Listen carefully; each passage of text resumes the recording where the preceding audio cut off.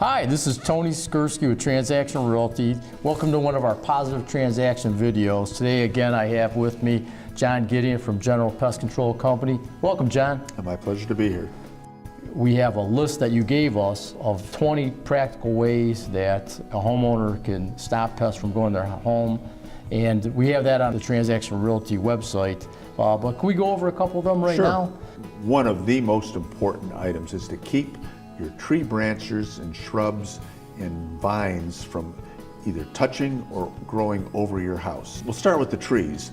The trees really should be trimmed back so that the upper branches are not hanging over the house or touching the house, because that becomes a direct path for everything from insects that crawl on the branches to squirrels and other rodents that just crawl from the tree, crawl right under your roof, and if they could find a weakness around the siding, they could gnaw their way into your attic space.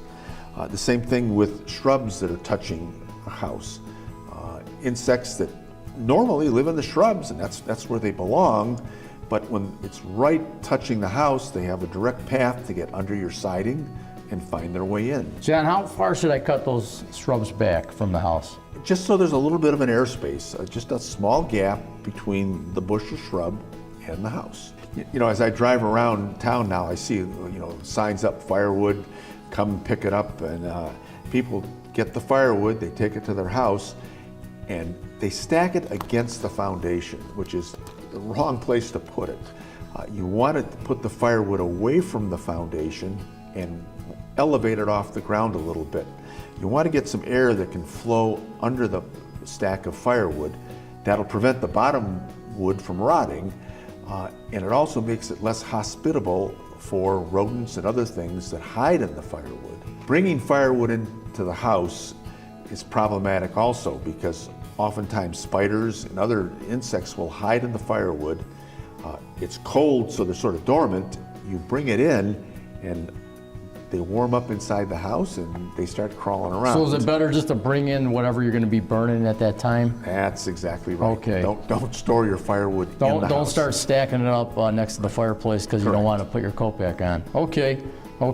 And then a big thing that I see is that when we put mulch down, we try to put it down thick so the weeds don't come through, but then it looks like we're creating some problems doing that. Mulch is that double-edged sword there, because it's used to stop weeds and other grasses from growing up in your flower or shrubbery beds, but it also is an excellent harborage site for insects. So the general recommendations are for mulch is don't stack it against the foundation. For sure, don't let it touch the bottom layer of siding, because that moisture from the mulch could rot part of the siding out, or insects have a real easy way to get from the mulch up under the siding. Also, mulch needs to be cared for. It needs to be kept loose. You need to have air circulating through it, and you can do that by taking a rake and raking the mulch a little bit. I've even heard people say they'll put their golf shoes on and they'll walk around on the mulch beds, because that puts little holes in there which allows air to circulate and makes it less hospitable for all those creepy insects that breed in the mulch. So the main thing, John, is don't put it too thick, I guess, is what I'm hearing. Right, you have to find just the right amount and then take care of it. It's not a once and done thing. If you think you're going to put all this mulch down in the spring and forget about it, no, it needs to be cared for the same way your plants and shrubs have to be cared for. I got another question for you. I noticed that I have some outdoor lights in the back of the house, and we keep them on for security. But by the end of the summer, it looks like a web is growing over the light. What can I do about that? Well, what you got going on there, Tony, is just nature at its best.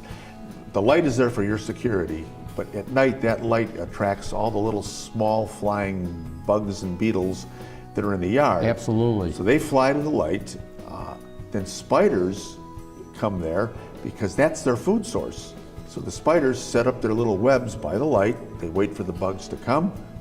They've got their meal. So I'm creating a restaurant, is what you're telling me. A restaurant for spiders. For spiders, okay. The ideal thing is to put the lighting away from the house so it shines onto the house. That way you'd be attracting the insects away from your house.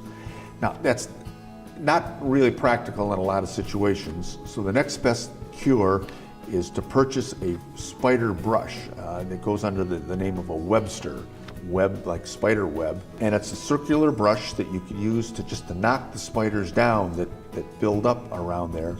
And doing that several times over the season will greatly reduce the annoyance from spiders. John, thanks for all the information.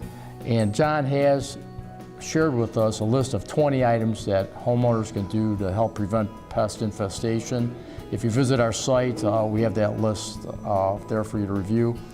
Thanks for tuning in today. John, thanks for coming today, and stay tuned for our next Positive Transaction video.